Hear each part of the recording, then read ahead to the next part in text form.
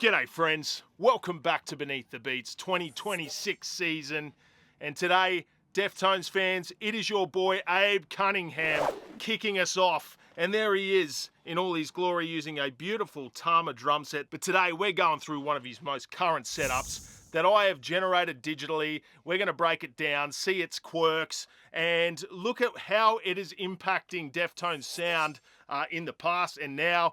Look at a couple of his superpowers. It's all Abe Cunningham. Let's get stuck into it.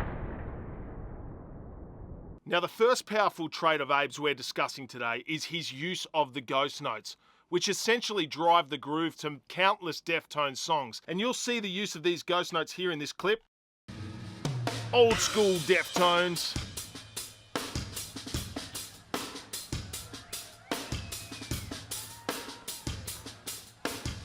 Ghost notes are super pronounced here. They mic the snare well.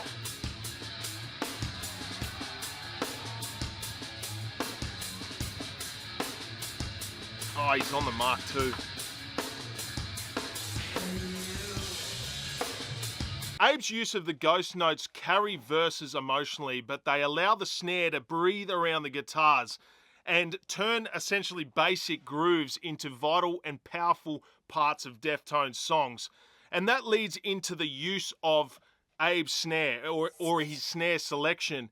And as you'll see in this image here, we have a snare here made by Tama, which is actually Abe's signature snare. And you'll notice straight away there's holes in the side. Now, what the hell are these holes? Well, the purpose is to allow air to escape instantly, and therefore bringing a quicker attack, less overtones, and a more focused crack, which suits Abe's heavy groove style ghost note playing. So I've actually never hit one of these, but if any of you guys have hit one, I'd love to hear it in the comments. This is a brass snare, I'm pretty sure, and a pretty good looking drum there. But yeah, a massive feature of Abe's drum setup. The other powerful trait of Abe's I wanted to discuss today is he does not take the human out of groove. And by that, I mean his timing is not gridlocked. And that allows for natural push-pull, which translates into Deftones sound, making it more atmospheric or even hypnotic at times. And I have a live clip here for you viewers that need the flash warning. Look away now. You see this heavy groove? There goes the stick.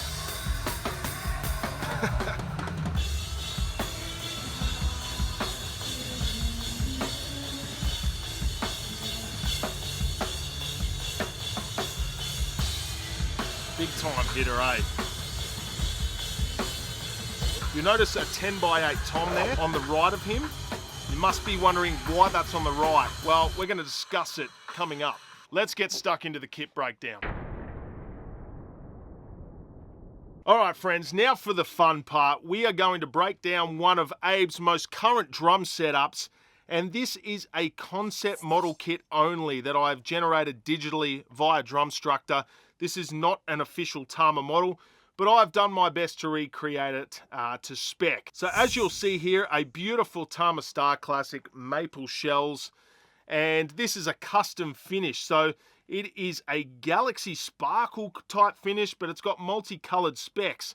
And the real thing just looks stunning. So now Modern Drummer did a breakdown of this with Abe. You'll see the real thing on that channel. So shout out to Modern Drummer. But yeah, as you'll see here, yeah, just a stunning setup all round. Now, what we'll do is we'll start with the kick drum. Now, as you can see here, pretty cool resonant head here with this snake on the front. Epic design, very Deftones. And starting with the kick, we have a 22x18 kick drum. So another player that is still using the Cannon as a kick. They're not out of fashion yet. Stepping up, we have a 12x9 rack tom. And funnily enough, is on his left side. You would think this 10x8 would be over here, but not Abe. And I've actually never seen anyone place their 10x8 tom in this position. It actually works really well for what he's using it for. Now, you'll notice this in the intro of My Own Summer, that straight up, easiest fill ever. But he cranks this 10x8. And it sounds great. We'll step down to the floor toms. We have a 16x16 here and an 18x16. And if we flip around, that is what we are looking at there. So very unique setup. Now, snare-wise, we have a 14x6, and it's his signature snare made by Tama. So I tried to recreate those vent holes as best I can on this program. Hopefully I did a pretty good job. But yeah, there it is, the 14x6 depth snare as his main. And then over here we have a 14x6.5 snare. Now this side snare is a 90s bell brass. So yeah, 2 snare player. And he does use samples on this one, which is obviously connected to the Roland stuff here. SPD pad, which on Drumstructor couldn't figure out how to not put it on a cymbal stand. But shout out to Drumstructor here. That's my SPD. But yeah, he does have that to the side of him to the left. We'll step up here now to the cymbals. Interesting selection of cymbals here, and it's hard to know where to start, but we're going to start on this side, and we'll start with a little splash here. Now, Abe has increased his splash cymbal range on this setup, as you will see. All Zildjian cymbals here, and we are starting with a 8 A-series splash here on the left. That is his first splash cymbal. We'll step down now to the hi-hats. He is using a set of 15K Sweet. Beautiful set of hi-hats there. And then we'll go up here. This here is a China cymbal. So he's got 2 Chinas on this setup, but this one on the left is a Z Custom. So they've recently brought back the Z Custom cymbals, which I actually own one of the Zildjian 20-inch crashes. Beautiful cymbals. And very loud too. But this one here is one of those series in the China 20-inch. We'll step down here. This is another splash cymbal, and this splash cymbal is a 10K splash. So a bit more of a traditional finish, less of a brilliant finish, adding a different dynamic there. This one up here, we have also a Zildjian crash, and that is a Z Custom also, 20-inch, exactly the same cymbal as I own. I can vouch for this cymbal. But Abe has it on the left here. What I've found is these Z Customs have a bit of a trashy sound too, which I liked. I think it's an interesting quirk to these cymbals. It still has the interesting little patterns on it. If I can zoom in here, it's almost like a star pattern. So yeah, you'll see that close up there. They've brought back that old school Z Custom with the original patterns. Now, Abe is also running another splash cymbal here, which is a 12-inch A-series splash. Now, I don't think this one is an A Custom, so it's a more traditional finish in the A-series. But here we are with 3 splash cymbals.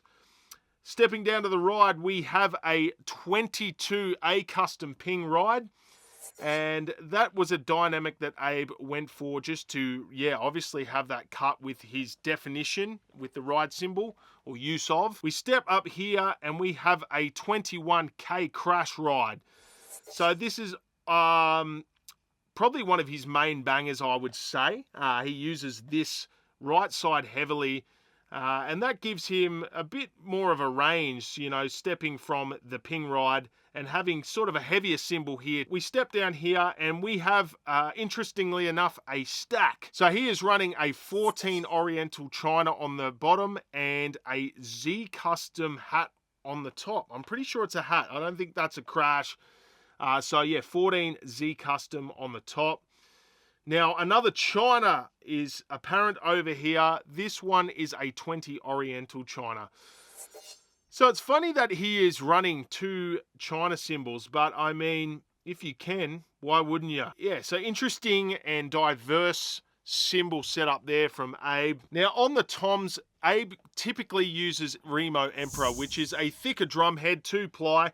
Now, this might change from show to show, but here I've just put the clears on this kit. But these are a heavier duty drum head, which suits Abe's playing style. You know, he's a pretty heavy hitter, and he needs durability. So The Remo Emperor range, both coated and clears, are great for that, so makes sense for him to use Emperor on the toms. What I found super interesting was Abe's main snare head, which is a Remo Black Max. Now these Black Max drum heads are meant to be super durable, and that is what Abe was looking for in this drum head.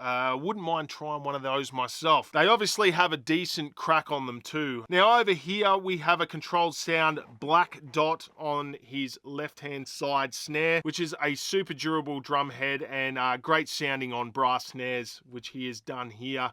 Now stepping over to his bass drum batter side, he is using a newer line by Remo, which is, I think, a rival to the EMAD.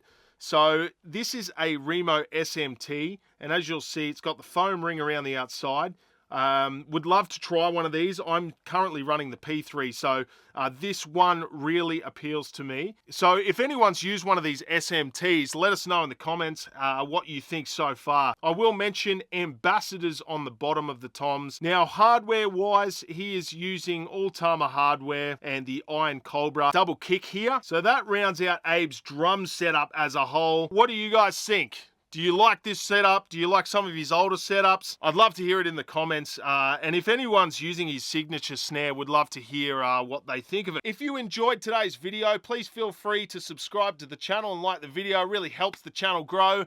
And I'd love to have you along in future conversations about drums, because here at Beneath the Beats, we love nerding out about drums. But until next time, take care and rock on. See you guys.